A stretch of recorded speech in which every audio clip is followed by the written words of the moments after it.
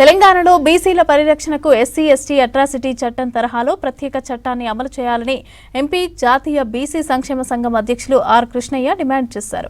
హైదరాబాద్లో జరిగిన జాతీయ బీసీ సంక్షేమ సంఘం సమావేశంలో పాల్గొన్నారు. బీసీల సంఖ్య అధికంగా ఉన్నా వారిపైన దాడులు పెరుగుతున్నాయని అన్నారు. బీసీ రిజర్వేషన్లపై అసెంబ్లీలో నిర్ణయం తీసుకోకపోతే ఉద్యమాన్ని ఉధృతం చేస్తామని హెచ్చరించారు ఆర్ కృష్ణయ్య.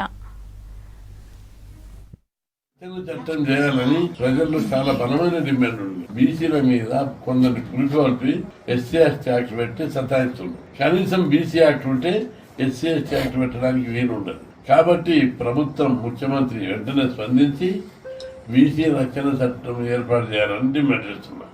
అదేవిధంగా ఇలాంటి చట్టాన్ని దేశవ్యాప్తంగా కూడా పెట్టడానికి కేంద్ర ప్రభుత్వం మీద ఒత్తిడి పెంచాలని చంద్రబాబు విజ్ఞప్తి చేస్తున్నారు. రెండవది, ఈ చట్టం రావడం ద్వారా బీసీ కులాలు ఉన్న చాలా కులాలు వీళ్ళందరికీ రక్షణ కల్పించాలంటే రక్షణ చట్టం